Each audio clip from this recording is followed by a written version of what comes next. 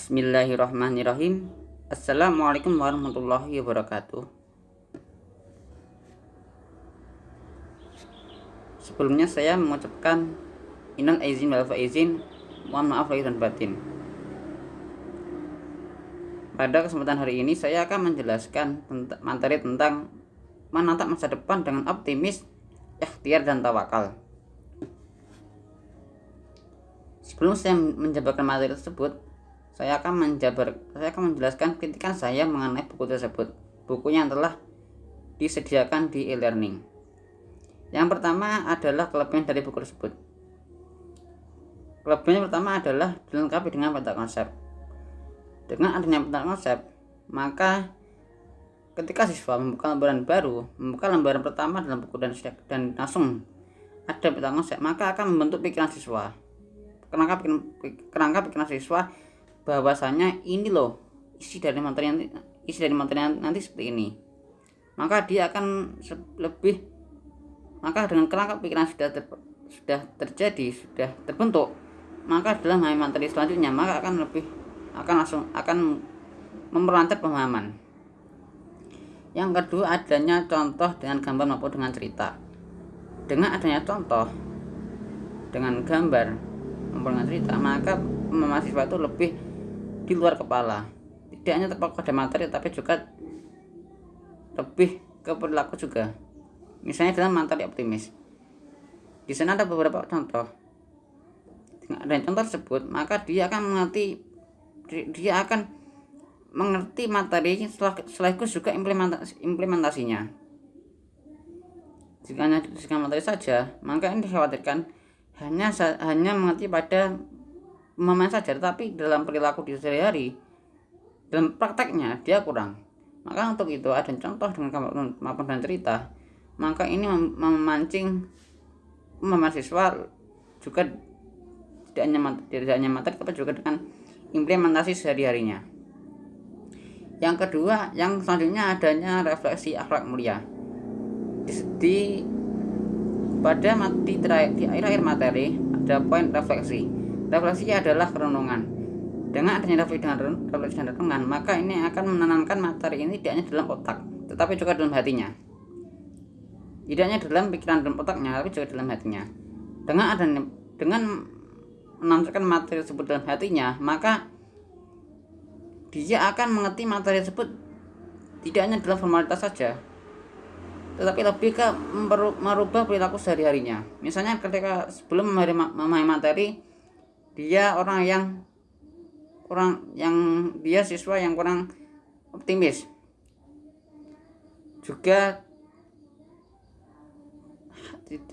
dia juga kurang belajar, hanya optimis saya bisa tapi tidak belajar. Dengan adanya refleksi dan renungan, maka akan menancap di hatinya bahwa saya harus belajar, tidak hanya dengan pikiran tapi saya harus belajar.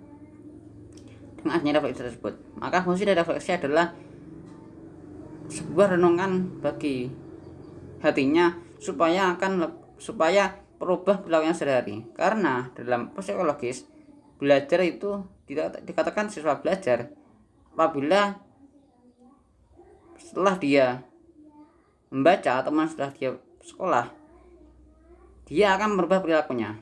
Maka disebut dengan belajar. Apabila dalam pengalamannya dia tidak merubah perilakunya, maka dia belajar. Selanjutnya adanya latihan soal. Dengan adanya latihan soal, maka ini akan membuat siswa lebih mempertegas pemahamannya, atau ini akan mempertegas pemahaman siswa. Selain itu, dengan adanya latihan soal, maka akan memudahkan guru untuk memperbaiki kemampuan siswa. Guru akan lebih mengetahui dan memperbaiki siswa. Guru juga bisa membuat tolak ukur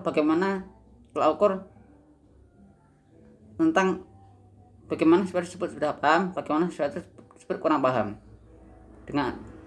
Karena untuk itu, maka dari itu dengan guru bisa membuat tolak ukur, maka setelah itu guru akan lebih mudah menentukan apa yang harus dilakukan, apa metode atau strategi apa yang harus dia rubah supaya siswa kedepannya lebih memahaminya, tentunya dengan cermat dan tepat. Selanjutnya saya akan menjabarkan tentang kekurangan buku tersebut. Yang pertama adalah dalil yang dijadikan penegas materi masih kurang. Menurut pandangan saya bahwasanya buku tersebut masih terlalu minim dalil yang disampaikan. Padahal dalam Islam pokok dalil adalah Al-Quran dan hadis. Walaupun dalam Ahlussunnah wal Jamaah memang dalil tersebut, dalil atau dasar dari dasar hukum atau dasar dalam perbuatan itu adalah tidak hanya Al-Quran dan hadis, tapi juga dijabarkan dengan ijma' dan qiyas dan sebagainya. Tetapi minimal untuk seusia siswa MTS maupun SMP minimal adanya dalil Al-Quran dan hadis, supaya juga menanamkan dalam hatinya bahwasanya ini loh Islam, ini dasar dari Islam. Mengapa Islam itu menganjurkan sikap optimis, mengapa Islam menganjurkan sikap ikhtiar, dasar Islam menganjurkan sikap tawakal. Maka minimal untuk siswa itu adalah minimal siswa dasarnya ada mengerti dasarnya minimal Al-Quran dan hadis.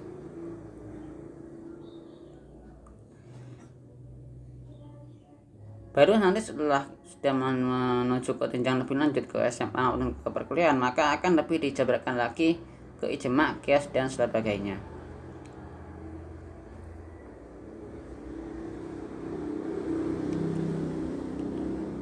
Yang selanjutnya adalah penyajian dan penyusunan materi kurang tertata dengan rapi. Dalam materi buku tersebut masih membutuhkan perbaikan. Penyajiannya masih terkesan hanya sebuah cerita, sehingga siswa yang sudah usia SMP ketika akan membaca mungkin akan merasakan pikiran bosan, kurang tertarik, karena dia menganggap bahwasanya materi ini terlalu banyak dan menghabiskan banyak waktu. Maka buku tersebut kedepannya saya berharap lebih diperbaiki lagi, dan juga materi yang disediakan pun juga masih kurang lengkap, sehingga nanti setiap bab maka seterusnya akan dibagi poin per poinnya. Misalnya dalam bab optimis, maka bab pertama ada pengertian, setelah itu ciri-ciri, contoh, dampak positif dan juga hikmahnya. Tapi dalam materi sepenuhnya hanyalah sebuah materi dan sebuah pengertian, tapi itu pun tidak lengkap. Dalil yang minim juga dampak ataupun hikmahnya itu belum disediakan. Walaupun setelah contoh buku secara contoh menurut saya sudah baik, tetapi masih dalam isi materi harus berbagi lagi. Selanjutnya adalah pemberian warna ataupun hiasan dalam buku terlalu ramai. Untuk siswa SMP atau MTS, menurut saya hiasan dalam buku itu lebih dikurangi lagi, karena jika hiasan tersebut dengan warna-warni, ini cocoknya untuk siswa sekolah dasar, ya kelas 4 atau kelas 5. Untuk siswa SMP atau MTS kelas 7 adalah usia remaja, tentunya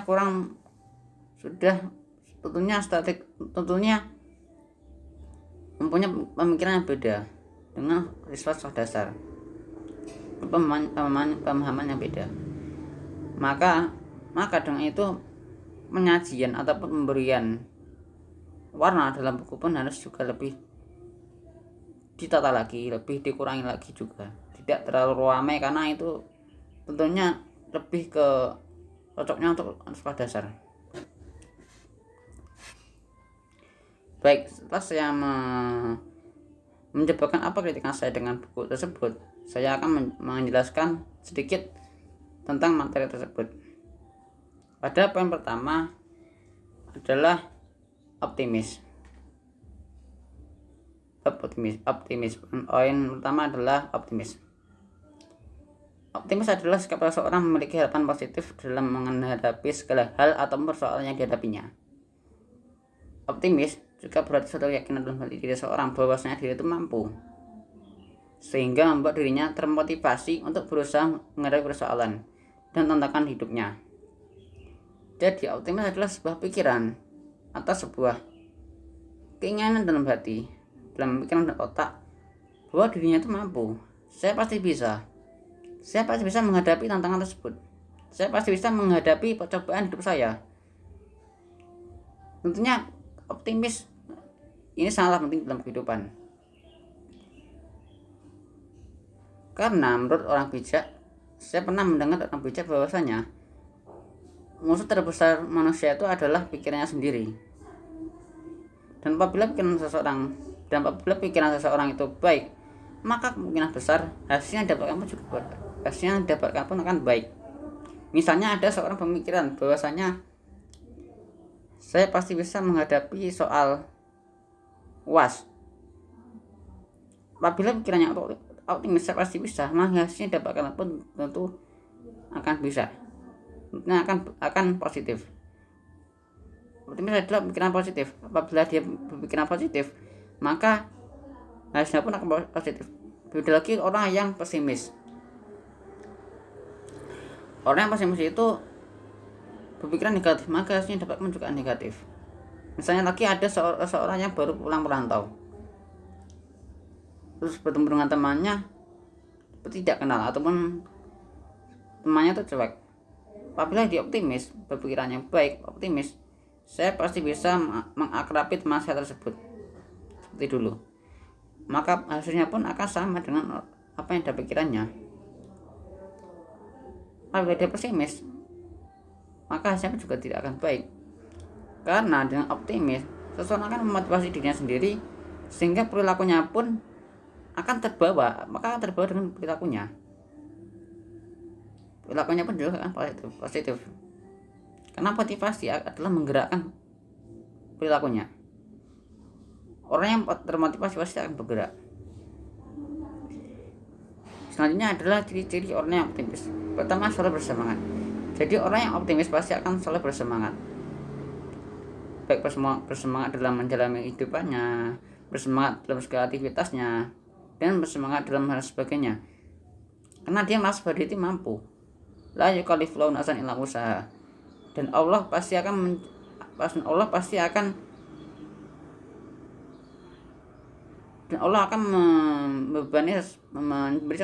memberikan cobaan pada hambanya itu sesuai dengan kemampuannya.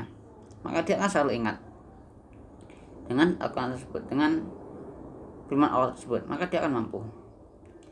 Yang kedua, mencoba dan terus menerus. Orang yang optimis pasti pantang menyerah, dan dia menganggap bahwasanya kegagalan adalah kesuksesan yang tertunda.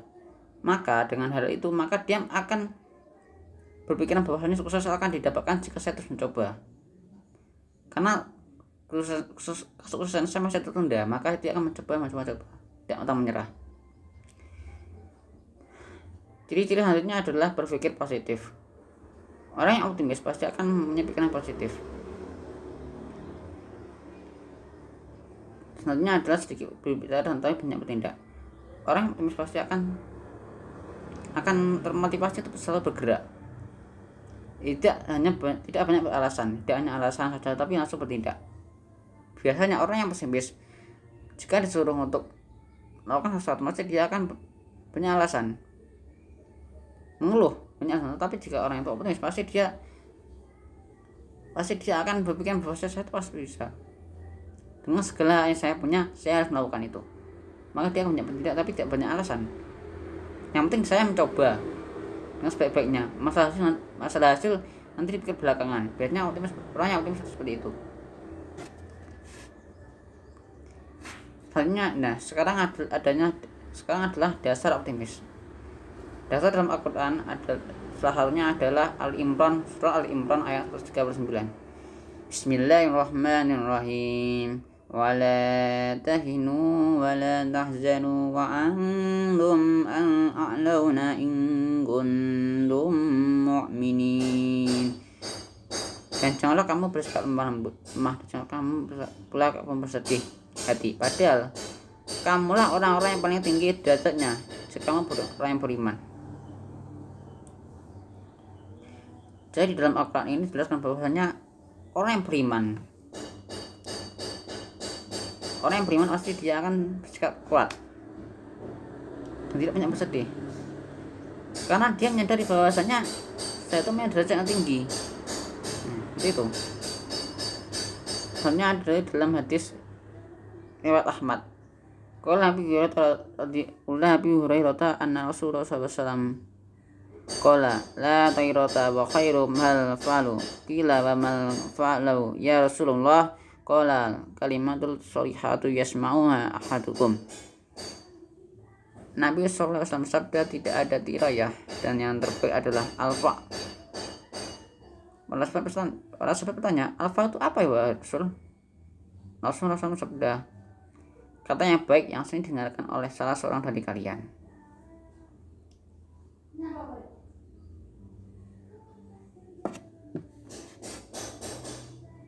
Selanjutnya adalah dampak positif dari sikap optimis.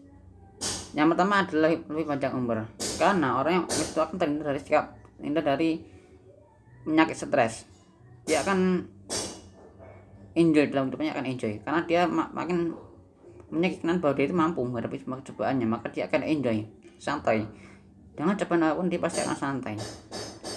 Yang pertama, lebih jarang mengalami depresi, tingkat stres yang lebih kecil, karena memang itu tadi tidak banyak pikiran, tapi dia mampu, dia yakin dia bisa memiliki daya tahan tubuh yang lebih baik terhadap penyakit, karena dia lebih jarang mengalami stres atau depresi, maka daya tubuh akan tinggi, karena banyak penyakit yang menyerang seorang apabila depresi atau stres, misalnya asam lambung, sariawan, jantung, kanker.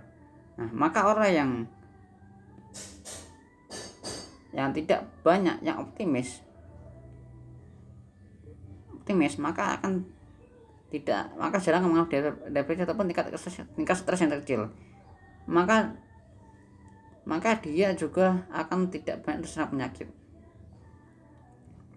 Selanjutnya adalah lebih baik secara fisik dan mental, mengurangi risiko terkena penyakit jantung. Nah, tadi saya jelaskan bahwasanya salah satu penyakit yang terjadi akibat stres adalah jantung. Maka orang yang jarang stres maka akan mengurangi risiko terkena penyakit jantung. Selanjutnya adalah hikmah berpikir optimis. Hikmah perilaku optimis dalam Islam. Yang pertama adalah membawa seseorang pada pencapaian hasil. Tidak ada yang bisa diperbuat tanpa harapan dan percaya diri. Jadi, hikmah pertama orang yang berpikir positif adalah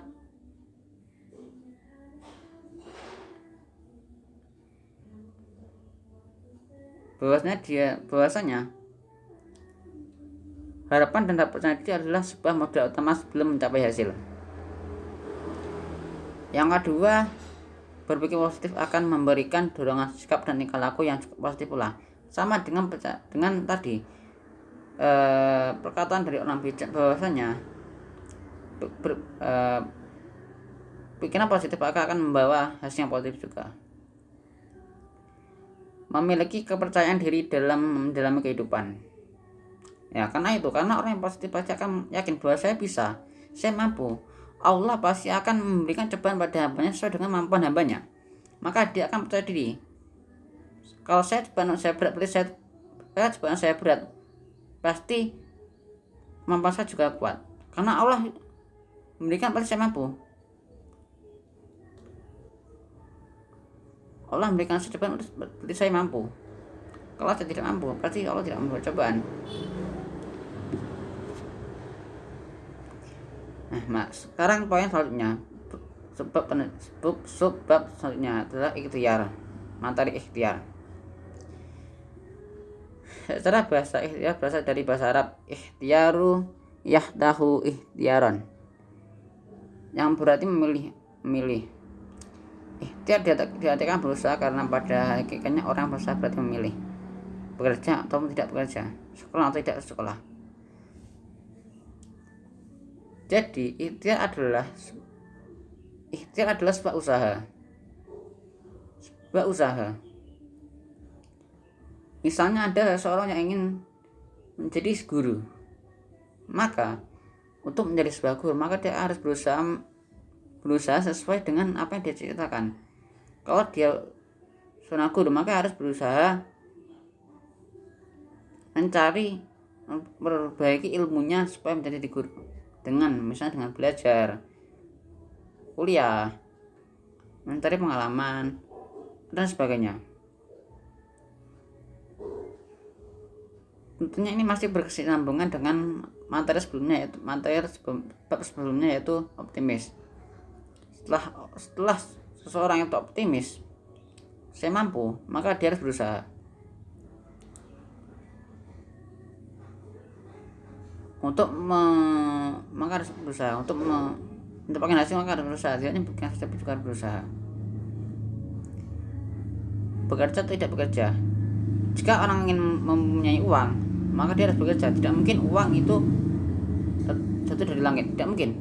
Maka yang harus berusaha, dengan usaha, dengan bekerja, dengan sebagainya. Memang Allah sudah menyadarkan rezekinya disamping dengan umur. Orang yang meninggal pasti rezekinya sudah selesai, pasti rezekinya sesuai. Tetapi dalam ikhtiar ini sebenarnya bukan mencari rezeki, tetapi adalah menjemput rezeki yang sudah disediakan oleh Allah. Karena rezeki sudah dari Allah sudah jatah, setiap hambanya sudah jatah rezekinya sebanyak berapa. Tapi Allah menganjurkan kita untuk berikhtiar, berusaha untuk menjemput rezeki yang sudah disediakan tersebut. Maka dengan bekerja kita berarti menjemput rezeki, bukan mencari, karena sudah disediakan, tapi kita menjemput saja. Sekolah atau tidak sekolah, orang yang ingin mencari ilmu pasti juga akan mencari ilmu. Ilmu sudah ada, ilmu sudah ditemukan, tapi tidak mungkin dia akan bisa menemukan sendiri. Maka untuk menemukan ilmu tersebut, untuk mendapatkan ilmu tersebut, maka seseorang harus bersekolah.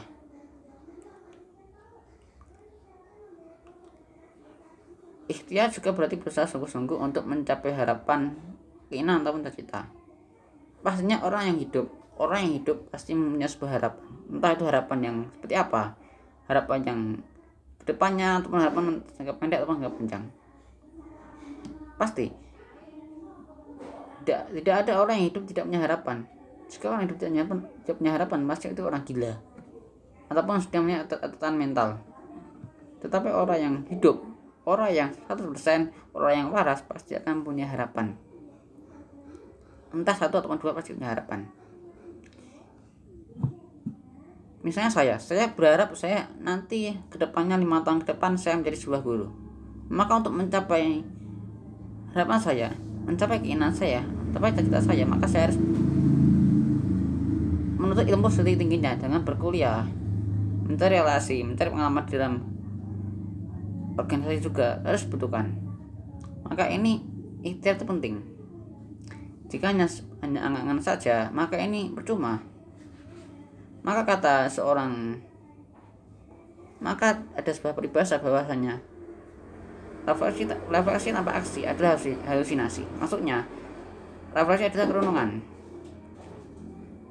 renungan seperti hati, tapi tanpa aksi. Saya hidup ini untuk apa? Saya hidup untuk menjadi orang yang bermanfaat. Tapi dia tidak berusaha. Saya ingin menjadi orang yang bermanfaat, tapi saya tidak berusaha menjadi orang yang bermanfaat, tidak menolong orang, hanya tidur di rumah. Tapi maka ya selamanya sampai mati juga tidak akan bermanfaat. Maka dengan ikhtiar, kalau saya ingin bermanfaat, maka saya harus rajin-rajin kerja bakti, menolong seseorang. Saya harus mencari ilmu untuk bisa menolong orang-orang yang tidak mampu, menolong orang-orang yang belum mengerti ilmu. Nah, maka itu ikhtiar itu penting. Jadi setelah optimis dalam hati, renungan dalam hati, maka harus diimplementasikan ikhtiar. Selanjutnya adalah dalil tentang ikhtiar. Yang pertama adalah Al-Quran surat An-Najm ayat 39-42. A'udzu billahi minasyaitonir rajim. Bismillahirrahmanirrahim. Wa an laisa lil insani illa ma sa'a wa anna sa'yahu sawfa yura summa yujzahul jazaa'al awfa wa anna ila rabbikal muntaha. Dan bahwasanya seorang manusia tiada memperoleh selain apa yang telah diusahakannya, dan bahwasanya usaha itu kelak akan diperlihatkan kepadanya, kemudian akan diberi balasan kepadanya dengan balasan yang paling sempurna, dan bahwasanya kepada Tuhan lah sesudah segala sesuatu. Jadi Allah mengatakan bahwasanya seseorang manusia itu akan memperoleh sesuatu hanya dari usahanya. Misalnya seseorang ingin masuk surga, maka dia berusaha bagaimana cara saya masuk surga, yaitu dengan sholat, dengan zakat, dengan puasa, dengan haji. Maka Allah akan memberi balasan sesuai dengan apa yang diusahakannya. Jika orang sholat, maka dia akan beri pahala. Jika orang itu haji, kan beri pahala haji. Jika orang berpuasa, maka beri pahala.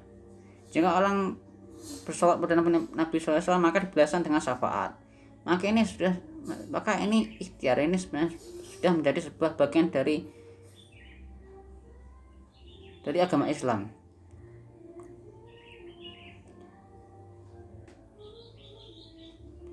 Kemudian akan diberi balasan kepadanya dengan balasan yang paling sempurna. Maka orang yang sholat pasti akan dibalasan seperti orang sholat, tentunya dengan sholat yang baik, yang benar. Maka ada balasan yang baik juga benar. Selanjutnya adalah hadis riwayat Al-Bukhari nomor 1429. Al-yadu ya khairu minal badi sufla fal yadul ulya yal munfiqatu bas sufla yashanilah sailah. Tangan di atas lebih baik daripada tangan di bawah. Tangan di atas yaitu pemberi, sedangkan tangan di bawah yaitu peminta. Hadis riwayat Al-Bukhari nomor 1429. Hadis ini mengatakan bahwasanya tangan yang di atas yaitu lebih baik dari tangan di bawah. Maksudnya orang yang memberi itu lebih baik dari yang minta. Derajat orang yang memberi, orang yang suka memberi itu akan lebih tinggi di depan Allah dibanding orang yang suka meminta. Karena Allah itu menyukai mukmin yang kuat dibanding mukmin yang lemah.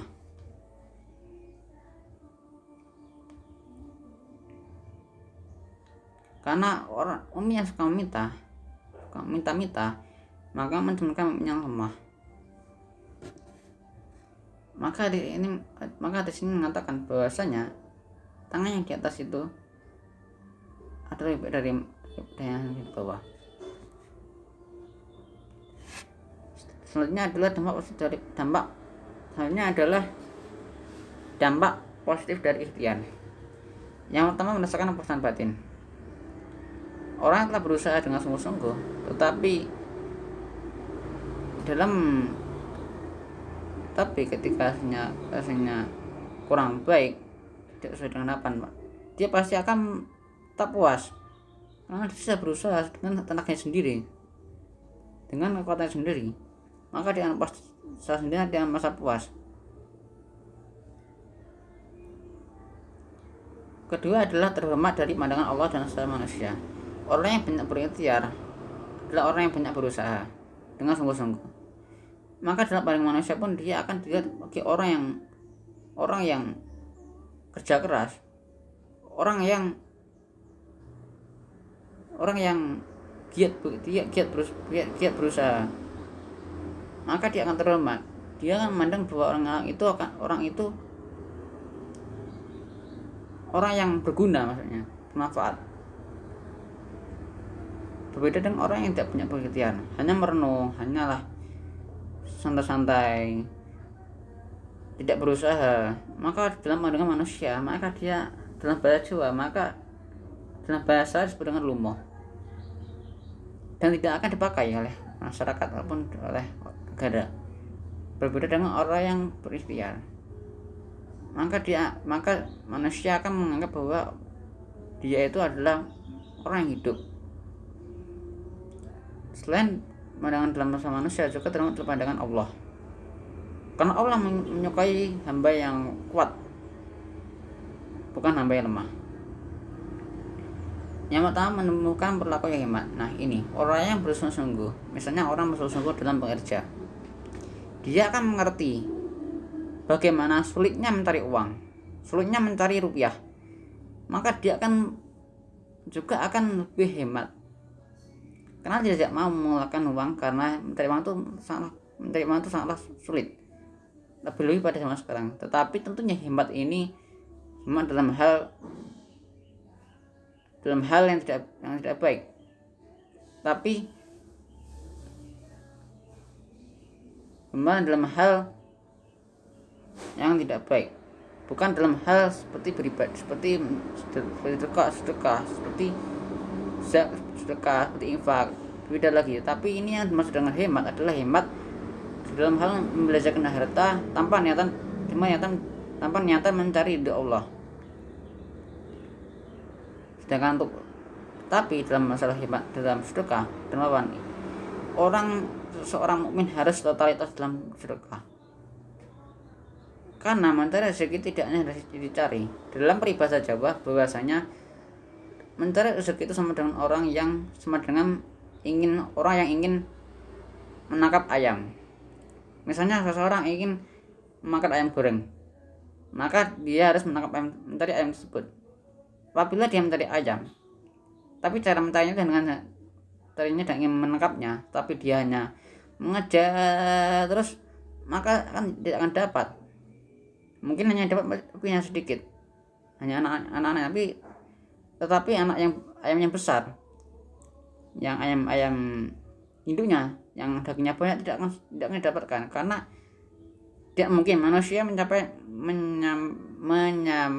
mencapai kecepatan larinya dengan ayam. Berbeda dengan orang yang lainnya. Misalnya berbeda lagi jika orang tersebut punya cara berbeda lagi jika orang tersebut merubah cara mencarinya, yaitu dengan memberi makan sepeda telur, diberi dulu beras supaya ayam itu mendekat. Nah setelah mendekat, ayam itu lengah, maka dia akan menangkapnya, maka dia akan dapat. Sama dengan orang yang mencari rezeki, yaitu dengan salah satu caranya tidak hanya bekerja saja, tapi juga dengan sedekah. Diartikanlah gampangannya secara mudah adalah sebagai umpan untuk menyambut rezeki tersebut. Nah, jadi dalam poin dampak positif ikhtiar yang ketiga ini, hemat dalam hal yang tidak untuk beribadah, hemat dalam hal nafsu, bukan dalam hal ibadah pada Allah. Selanjutnya adalah hikmah berikhtiar. Hikmah pertama adalah selalu menghilangkan, ini maksudnya menghilangkan perasaan malas, bodoh dan puas diri. 2. Selalu membawa harapan baru dalam hidup, karena setiap usaha bisa menciptakan harapan, dan dengan banyak usaha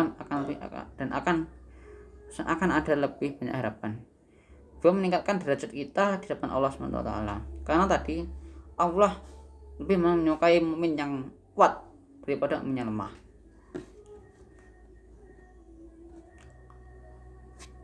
Materi selanjutnya adalah tawakal. Tawakal berasal dari bahasa Arab tawakkala yatawakkalu, tawakkula. Tawakal berarti berserah diri kepada Allah atas hasil usaha kita setelah berusaha dengan sungguh-sungguh dan berdoa. Tawakal merupakan akhlak yang terpuji. Orang yang telah memiliki sifat tawakal berarti telah memiliki modal yang baik, sehingga ketika usaha yang belum berhasil, maka terima dengan lapang dada dan penuh dengan kesabaran. Karena karena hasil itu tentunya hasil tentukannya hasil itu adalah dari Allah. Seorang mukmin yang setelah optimis, setelah berusaha, puncaknya harus punya tawakal. Karena kalau tidak, orang itu akan tidak akan merasa puas. Orang yang tidak tawakal pasti akan menganggap bahwasanya rezeki itu dari saya, rezeki itu dari diri sendiri, bukan dari Allah. Padahal rezeki itu yang punya Allah, bukan orang, bukan manusia. Jadi manusia yang tidak tawakal pasti akan merasakan rasa resah, merasakan tidak puas, merasakan bahwasanya usahanya sia-sia. Beda lagi dengan orang tawakal. Orang yang tawakal, setelah dia optimis, setelah dia berikhtiar dan puncaknya dia tawakal, walaupun hasilnya itu tidak sesuai dengan usahanya, maka dia akan tetap merasa puas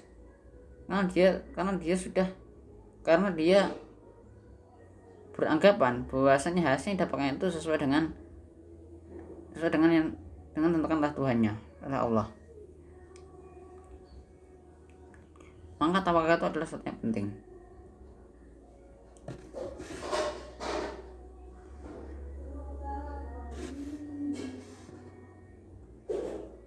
Yang selanjutnya adalah dalil yang mendasari tawakal. Dalilnya pertama adalah Al-Quran surah Al-Maidah ayat 11. Ya ayyuhalladzina amanu dzkuru ni'matallahi 'alaikum idh hamma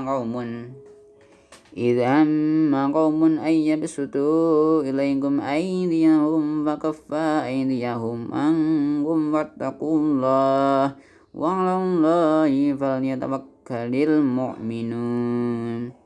Hai orang yang beriman, ingatlah kamu akan nikmat Allah yang diberikannya padamu.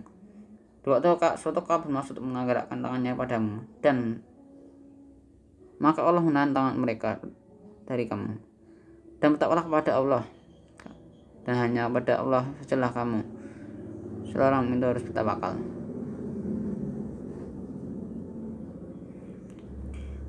Dalam hadis riwayat Tirmizi, "Law annakum kuntum tawakkaluna 'ala Allahi haqqan tawakkalu bihi la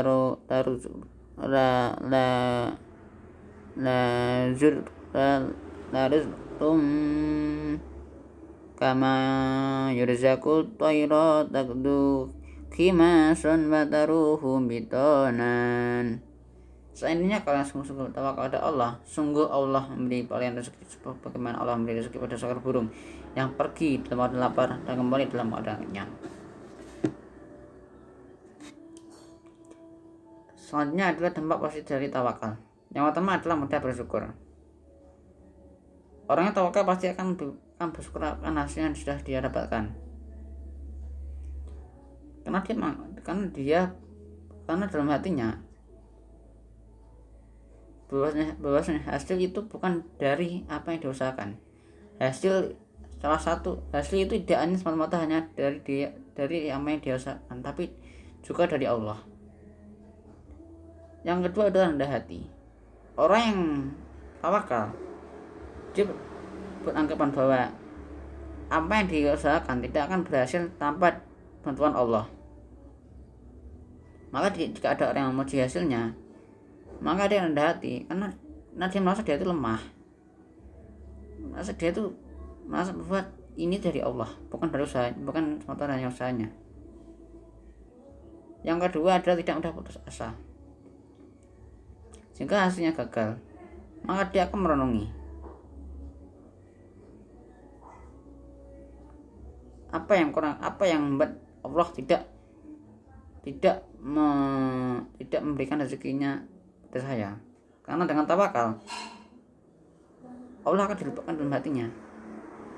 Maka orang yang tawakal tidak bisa berputus asa, dia akan memperbaiki baik dalam usahanya maupun dalam ibadahnya.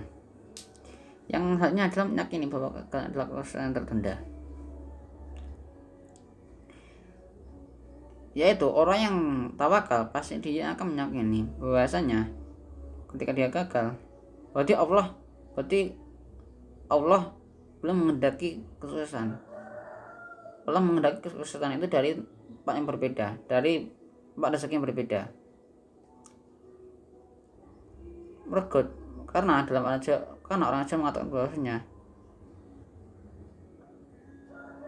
rezeki itu dolannya 1000, rezeki itu dolannya 1000, padahal yang mati. Maksudnya rezeki itu jalan rezeki itu ada banyak. Selanjutnya adalah hikmah tawakal. Yang pertama menurunkan tahan hati. Kedua, sikap optimis.